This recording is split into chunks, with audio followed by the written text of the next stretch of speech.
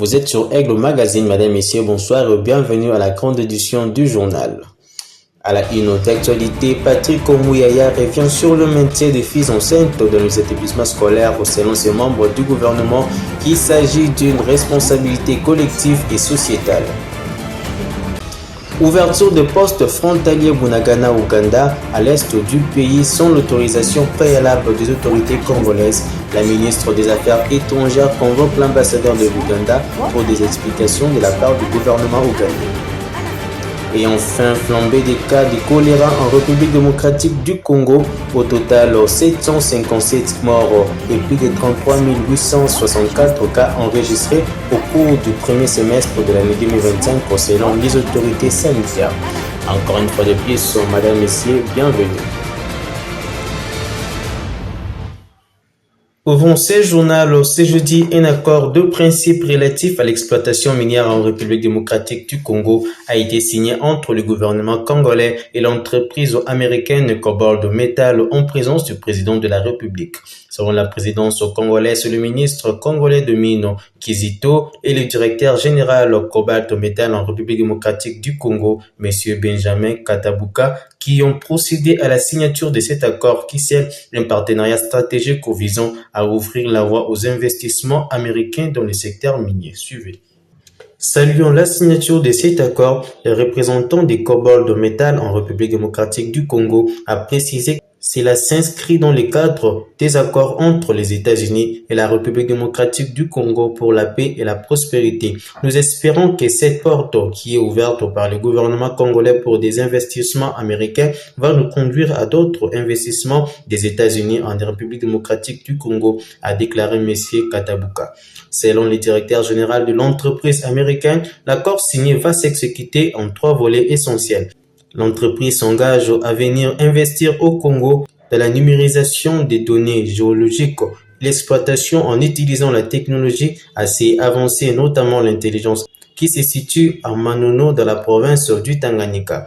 Katabuka a indiqué que la RDC a énormément de données géologiques qui ne sont pas encore exploitées pour les intérêts du pays. Il a fait savoir que Cobalt Metal veut venir financer la numérisation de dites données afin de prendre les ressources accessibles à tout le monde pour attirer les investissements au Congo dans les secteurs miniers. Dans cette perspective, il a promis que Cobalt Metal va déposer prochainement les demandes des permis de recherche sur les vastes étendues de terre à l'aide de la technologie américaine. L'entrepreneur congolais a affirmé que l'objectif de cette entreprise est d'engager plus de Congolais, de les former, de les numériser et de participer aussi à la construction des infrastructures pour le bien-être de la population. Le deuxième vice-président de l'Assemblée nationale, Christophe Mbosso Kodiampwanga, a reçu en audience les députés nationaux du Grand Bandundu ce jeudi au Palais du Peuple. Au centre de leurs échanges, l'indemnisation des victimes des conflits armés dans les régions du Grand Bandundu dans le cadre du lancement de ces activités dans les Grands Bandundu, Fonarev prévoit l'organisation d'une rencontre à Kinge, province du Congo, du 22 au 24 juillet prochain 2025. Notre rencontre avec le patriarche, l'honorable deuxième vice-président de l'Assemblée nationale, c'est dans le cadre de nos consultations habituelles, dans le cadre du Grand Bandundu. Hier, nous avons eu une séance de travail, quand je dis nous, c'est-à-dire le Kwango, le Kwilu et le Maïndombe. Nous avons eu une séance de travail avec le Fonarev, qui est une structure de la présidence qui s'occupe de l'indemnisation et des victimes. Nous avons une séance de travail pour essayer un peu de passer en revue tout ce qu'il y a eu comme problème, comme conflit, comme victime au niveau du Grand Bandundu. La guerre de l'AFDEL avec tous les affres qu'il a commis au niveau de Kenge. Vous savez l'affaire Mobondo dans le Kwilu, le Kwango et le Maïndombe. Vous savez les massacres de Yumbi. Donc tout ça aussi, on a passé en revue et nous sommes venus faire une restitution chez les patriarches parce qu'au fait, le Fonarev a décidé que le lancement de cette sensibilisation, de cette opération d'identification des victimes se passerait à Kenge et que nous sommes venus lui rendre compte. Et comme nous allons à Kenge, on va un peu chez lui. Nous sommes venus voir le chef du village pour que finalement que ces voyages se passent dans de bonnes conditions et que cet accueil se passe dans de meilleures conditions. Tout ce que nous pouvons dire est que ça date de longtemps. Certains d'ailleurs croyaient que l'État les avait abandonnés, que l'État les avait oubliés. Et là, nous voulons remercier très sincèrement le FONAREV pour cette initiative-là. Et surtout le président de la République qui a eu cette initiative-là pour mettre en place cette structure, parce que FONAREV va commencer les recensements à partir de 1993. Ça fait longtemps, 93, 97 et jusqu'à ce jour, pour dire que ceux qui sont morts ne sont pas morts pour rien. Et ceux qui ont connu des problèmes, ceux qui ont eu des pertes, ils seront récompensés. Mais un travail doit être fait, un travail d'identification doit être fait. Et c'est pour cette raison que le FONAREV a sollicité l'accompagnement des députés nationaux et des députés provinciaux, ainsi que les autorités politico-administratives, pour que ce travail se fasse, que les victimes soient de véritables victimes, évidemment, qui vont être bénéficiaires de ces réparations. Ce n'est pas pour la première fois, vous savez que le patriarche a toujours eu cette volonté de réunir autour de lui les députés du Grand Bandundu. Lorsque l'on préparait le voyage de Madame la Première ministre pour la province du Grand Bandundu, le patriarche nous a réunis. Lorsque nous devrions aborder l'affaire Mobondo, il nous a réunis. Dernièrement, d'ailleurs, on était en face au palais de la culture de Kinshasa pour tout ce qui concernait la guerre à l'Est. Donc, c'est le baobab auprès duquel on vient s'abreuver, on vient s'abriter, et auprès duquel nous avons des leçons de sagesse. Mais c'est aussi auprès de lui, chaque fois qu'il y a un problème, il appelle les uns et les autres pour que nous puissions nous retrouver. Poursuivons autre chose à présent. Le caucus des élus du Sud Kivu a plaidé pour le renforcement des effectifs militaires dans cette province particulièrement occupée par des groupes rebelles. Lors d'un échange avec le vice-premier ministre, ministre de la Défense nationale Kabombo Modianvita, ces élus nationaux ont exprimé leur volonté de sauvegarder l'intégralité nationale. Ils ont également insisté sur la nécessité de protéger leurs électeurs face à l'agression des rebelles de l'AFC M23 soutenus par l'armée rwandaise. Suivez. La ville d'Uvira, qui bénéficie d'une position stratégique dans les dispositifs sécuritaires de la RDC, a été particulièrement évoquée. À l'issue de cette audience, le président du caucus aux deux députés du Sud Kivu, Obed Nyamanyoko, s'est dit satisfait des réponses rassurantes rapportées par le vice-premier ministre, ministre de la Défense et leurs revendications.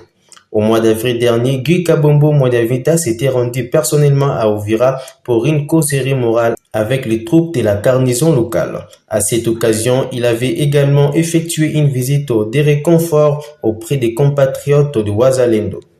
Poursuivons, la ministre des Affaires étrangères Thérèse Kaikwamba a convoqué l'ambassadeur de l'Ouganda accrédité en République démocratique du Congo ce jeudi 17 juillet, indique un bref communiqué du ministère des Affaires étrangères. Cette convocation intervient après la réouverture surprise de poste frontalier de Bunagana, Ishasa par l'Ouganda sans consentement préalable des autorités congolaises. Suivez. À cette occasion, Thérèse Kaikwamba a exprimé la position du gouvernement de la République démocratique du Congo, réaffirmant l'attachement de Kinshasa au respect de sa souveraineté et de son intégrité territoriale détaillée dans le dit communiqué. Le conseil ougandais et chef du bureau de liaison du Nord Kivu résidant à Beni a été convoqué le samedi 12 juillet par le gouverneur général Evariste Somo Kakule. Ces derniers voulaient avoir des amples explications du gouvernement ougandais sur cette action prise unilatéralement. Le poste frontalier terrestre de Bunagana, situé dans les districts de Kisoro et les territoires de Rutshuru en Nord Kivu, a été réouvert officiellement le jeudi 10 juillet 2025 par les autorités ougandaises à l'absence des officiels congolais. Cette décision intervient alors que la zone congolaise demeure sous le contrôle du mouvement rebelle AFC M23 depuis son occupation en juin 2022. Et au cours de la 51e réunion du Conseil des ministres tenue le 11 juillet à Kinshasa, il a été demandé au ministre d'État en charge des Affaires étrangères de tout faire pour prendre des dispositions afin d'obtenir des explications claires de la part des Ougandais.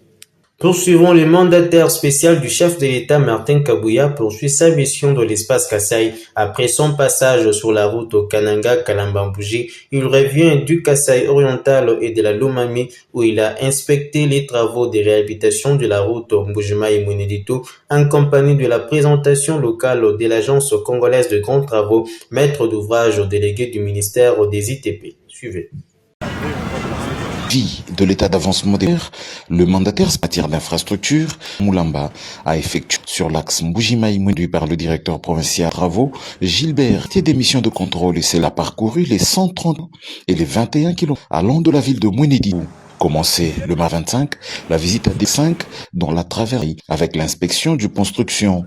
À hauteur, les travaux sur cette partie du projet en œuvre de la couche de 21, le mandataire spécial vers la ville de Mweneditu 6 et tactique 4, notamment dans des caniveaux. En maçonnière journée s'est clôturée, dont les travaux exécutés par le chantier pont-lui jeté sur la rivière Louis Sable pour garantir sur le tronçon Mweneditu les travaux de renforcement en 2025 et durée de 45 jours au 31 juillet 2020, soit le mercredi 16 juillet, a inspecté les travaux RN1 à Mbujima, le tronçon de la RN1 et de circulation. Il sert plus 140 pour des citernes souterraines de Carmbrandt pour l'avancement de la station Engine, Singa et du boulevard. L'a suivi attentivement l'ingénieur Gilbert Kapoukoun de l'occasion pour présenter le bon avancement des travaux, la présence de la ligne moyenne d'électricité. Bouya s'est engagé pour lever ces obstacles. De 2 jours, le mandataire en matière des infrastructures fait des travaux pilotés par Vince du Kasaï oriental a annoncé qu'un rapport détaillé de la République souligne ces travaux pour ces provinces. Le ministre de la Communication et Médias, Patrick Mouyaya, a pris position en faveur du maintien de filles enceintes dans les établissements scolaires, estimant qu'il s'agit d'une responsabilité collective et sociétale. Il s'est exprimé le jeudi 17 juillet 2025 à Kinshasa lors d'un briefing presse. Suivez. À laquelle je veux répondre directement parce que j'ai suivi et j'ai lu beaucoup de choses à ces sujets. Alors, il faut bien qu'on se regarde dans les yeux et qu'on cesse d'être hypocrite.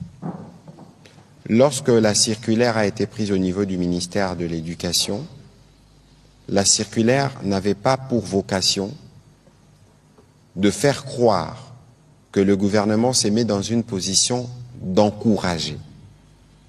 Attention. Parce que une jeune fille enceinte à l'école, c'est le résultat de plusieurs failles. D'abord, il y a la faille de la maison, en termes d'encadrement. Sûrement qu'à un certain niveau, il y a peut-être la faille de l'école, et qu'il ne faut pas oublier que nous avons une constitution qui consacre le droit à l'éducation, et qu'on ne peut pas, en aucun cas, penser exclure une jeune fille parce que elle est tombée enceinte. Ce serait une double punition. Parce qu'il y a des enquêtes, notamment les enquêtes de population EDS, vous pouvez le lire, qui démontrent que plus les femmes sont instruites, moins elles tombent enceintes. Parce qu'elles apprennent comment se protéger. Et donc, lorsque vous dites que ces enfants ne doivent pas aller à l'école, vous les discriminez. Et en les discriminant, il y a non seulement que notre propre constitution dans ce qu'elle stipule est violée, mais n'oubliez pas que la République démocratique du Congo est signataire de plusieurs conventions internationales. Il existe une convention de droits de l'enfant qui proscrit toute forme d'exclusion de l'enfant à l'école. Et il ne faut pas oublier alors, parce qu'une élève, nous partons du postulat qu'elle est mineure, peut-être qu'elle a été victime. Le bourreau, il est où? On en fait quoi? Les bourreaux, là, qui est derrière cette grossesse. Alors, je veux bien comprendre les positions idéologiques de l'Église, mais ici, il faut faire attention. Parce qu'aujourd'hui, à la différence de notre époque où nous n'avions que le ZRT, il faut admettre que nos enfants ont accès à une masse d'informations en même temps. Ce n'est pas seulement les réseaux sociaux, mais c'est aussi toutes les chaînes qu'il y a avec les différents télédistributeurs que nous avons. Alors, est-ce que nous devons continuer à être conservateurs, entre guillemets, hypocrites, et ne pas aller donner une réponse à une problématique sociale qui est vécue. C'est que les enfants ont accès à des informations sexuelles tôt. Est-ce que les vrais palliatifs, ce n'est pas d'abord l'éducation avec une grosse attention sur le sujet, premièrement. Deuxièmement, mais on peut briser certains tabous. Pourquoi pas déjà dans cette phase d'éducation, évidemment en fonction de l'âge des uns et des autres, commencer à leur parler des contraceptions qui ne concernent pas que la fille, qui concernent le jeune garçon. Et donc c'est un problème sociétal, c'est un débat de société que nous devons y compris avoir avec l'Église, parce qu'il ne faut pas se tromper. L'Église, qui est notre partenaire dans la formation ou dans l'éducation, doit aussi, sur certains sujets, regarder comment évolue le temps. Non pas pour en faire l'apologie, mais pour être sûr que nous avons donné à nos enfants la possibilité de se prémunir ou de se protéger et d'éviter des cas justement où on a des filles grosses à l'école. Et donc ici, je pense qu'on ne va pas clore les débats parce que c'est un débat qui réveille les traditions, les coutumes, les perceptions des uns des autres. Mais ici, il faut considérer qu'on ne peut pas exclure ou punir doublement une jeune fille parce qu'elle est grosse. Ce n'est pas de l'encouragement, mais ce sont ces droits qu'on fait respecter, ce sont des protocoles qu'on a ratifiés, qu'on fait respecter, quitte à nous, comme société, comme famille, comme école, de tirer les conséquences pour qu'il n'y ait pas des cas de ce genre. Et je pense que c'est faisable, et je pense que de ces points de vue, vous aussi les médias, vous avez votre responsabilité. Merci. On l'a annoncé dans les titres, la situation du choléra reste alarmante en République démocratique du Congo au cours du premier semestre de 2025. Au 29 juin, le pays avait déjà enregistré 33 864 cas dont 757 décès selon les autorités sanitaires.